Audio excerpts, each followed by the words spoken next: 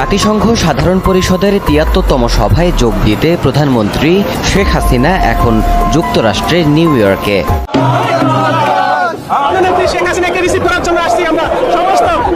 মাননীয় প্রধানমন্ত্রী জননেত্রী শেখ হাসিনাকে স্বাগত জানাতে হোটেলের সামনে এসেছি।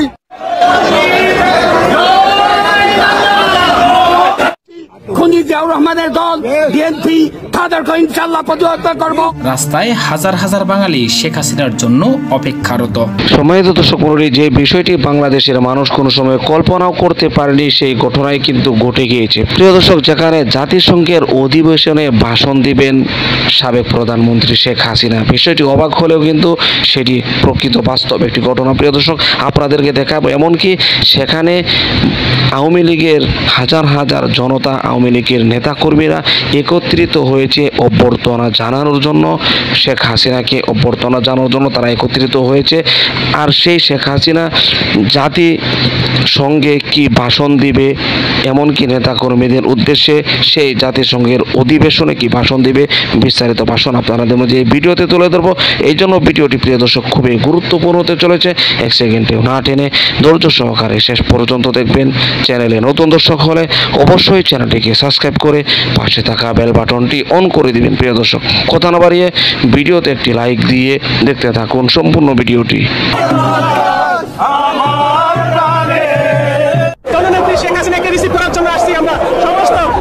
মাননীয় প্রধানমন্ত্রী জননেত্রী শেখ হাসিনাকে স্বাগত জানাতে হোটেলের সামনে এসেছি।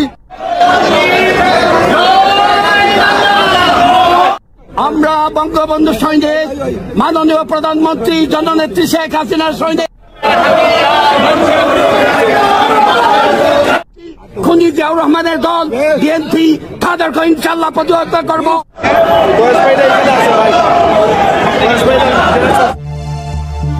কোটা আন্দোলনকে কেন্দ্র করে শেখ হাসিনা পদত্যাগ করে দেশ ছেড়েছেন। তবে তিনি আবার জানান দিলেন তিনি পদত্যাগ করেননি, আছেন এখনো দেশের প্রধানমন্ত্রী। অবশেষে সেই পদত্যাগপত্র খুঁজে না পাওয়ার খবর শুনেই যুক্তরাষ্ট্রে বসবাসরত বাংলাদেশের নাগরিক এবং আওয়ামী লীগের নেতাকর্মীরা শেখ হাসিনাকে স্বাগত জানাতে রাস্তায় নেমেছেন। রাস্তায় হাজার হাজার বাঙালি শেখ হাসিনার জন্য অপেক্ষারত।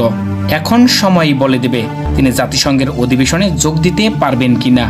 আর নিউজ সম্পর্কিত সব ধরনের আপডেট পেতে আমাদের পাশে থাকবেন সবাই। অনেক আওয়ামী লীগ সরকার ক্ষমতায় থাকার সময় অনেক রাঘব বোয়াল তারা জেলে গিয়েছেন। আমরা বলেছি যে কর্মফল সবাইকেই পেতে হয় এবং ইতিহাস থেকে শিক্ষা নিতে হয়। আবার ইতিহাস থেকে যে আমাদের রাজনৈতিক দলগুলো শিক্ষা নেয় না, এটা আমাদের একটা ইতিহাস হয়ে গেছে।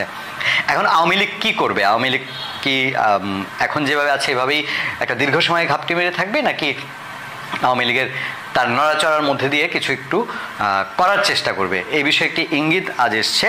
সেই ইঙ্গিতটি 17 সেপ্টেম্বর 2023 সেই ইঙ্গিতটির দিকে আপনাদের একটু নজর দিতে চাই। যেটা বাংলা ট্রিবিউন বলছে, নেতাকর্মী ও তাদের স্বজনদের থানায় অভিযোগ দায়েরের নির্দেশ আওয়ামী লীগের। আরও অন্যান্য পত্রপত্রিকা হেডলাইন করেছে। কেউ বলেছে যে নেতাকর্মীদের কি নির্দেশনা দিল আওয়ামী লীগ, নেতাকর্মীদের যা নির্দেশনা দিল আওয়ামী লীগ, এরকম বিভিন্ন রকম হেডলাইন এসছে। ফেসবুক একটি পোস্টের মাধ্যমে নেতাকর্মীদের থানায় অভিযোগ দায়েরের নির্দেশ আওয়ামী লীগের।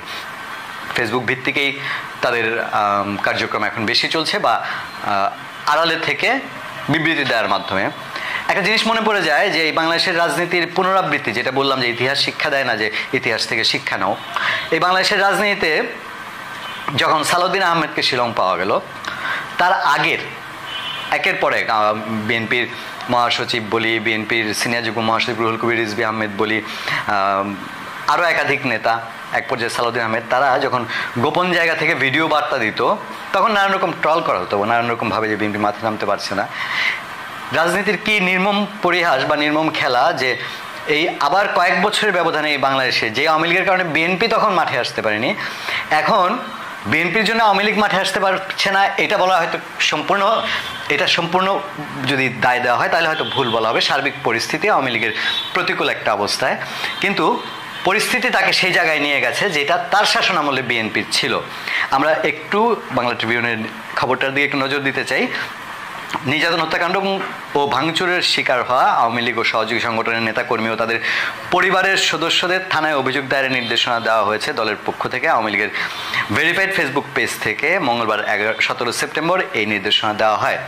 আমি জানি না যে আওয়ামী লীগ নেতাকর্মীদের এখন যে অবস্থা, তারা থানায় এই অভিযোগ করতে যাবেন কি না, বা গেলে পরে আবার ওই বাঘের থাবা বসে কিনা, এটা নিশ্চয়ই আওয়ামী লীগ নেতারা একটু চিন্তা ভাবনা করবেন। কারণ আওয়ামী লীগ সভানেত্রী শেখ হাসিনার সঙ্গে টেলিফোনে কথা বলেই এক নেতার যে হাল হয়েছে, সেটা থেকে আওয়ামী লীগ নেতাকর্মীরা এটা একটু চিন্তা করবেন নিশ্চয়ই। তারপরও আওয়ামী লীগ হয়তোবা তার নেতাকর্মীদেরকে একটু চাঙা করার জন্যে বা তারা যে আছেন এটা জানান দেওয়ার জন্যই হয়তো তাদের এই ফেসবুকে এই বিবৃতি বা এই পোস্ট দেয়া। ফেসবুক পোস্টে বলা হয়, জাতিসংঘ মানবাধিকার কমিশনের তথ্য অনুসন্ধান টিম এখন বাংলাদেশে, তারা 1 জুলাই থেকে 15 আগস্ট পর্যন্ত ঘটে যাওয়া সব ঘটনার তথ্য সংগ্রহ করবে এবং গোপনীয়তা রক্ষা করবে। তাহলে এই জায়গাটা গুরুত্বপূর্ণ যে যেহেতু জাতিসংঘের তথ্য অনুসন্ধান টিম বাংলাদেশে, তাহলে আওয়ামী লীগের দিক থেকে যদি অভিযোগ থাকে সেই অভিযোগগুলো যেন ফর্মালি আনুষ্ঠানিকভাবে জাতিসংঘের সেই মানবাধিকার কমিশনের কাছে যায়, এটার বোধহয় একটা চেষ্টা আওয়ামী লীগের মধ্যে থাকতেও পারে, আমি ঠিক জানি না, আওয়ামী লীগ নেতারা ভালো বলতে পারবেন।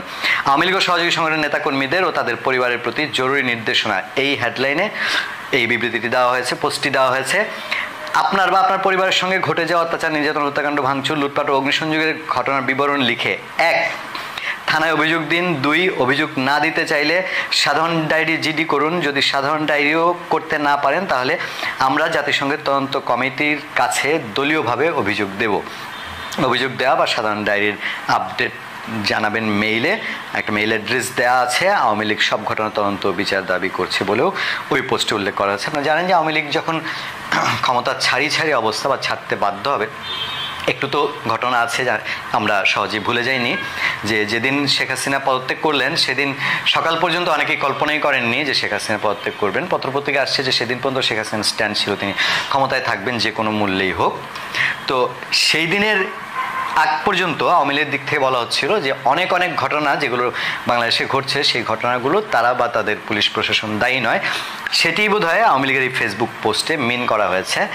এখন জাতিসংঘের মানবাধিকার কমিশনে শেখ হাসিনা সম্পর্কে বা আওয়ামী লীগ সরকার সম্পর্কে বা আওয়ামী লীগ দল সম্পর্কে যে অভিযোগ, এটাকে আওয়ামী লীগ এখন মূল্যায়ন করছে। বোঝা যায় যে এটাকে তারা অনেকটা আমলে নিয়েছে বা গুরুত্বের সঙ্গে। প্রিয় দর্শক, আশা করি সম্পূর্ণ ভিডিওটি দেখলেন। ভিডিও দেখে অবশ্যই বুঝতে পেরেছেন বাংলাদেশের মানুষ যা কল্পনাও করতে পারেনি তাই কিন্তু হয়ে যাচ্ছে, এমনকি হয়ে গিয়েছে।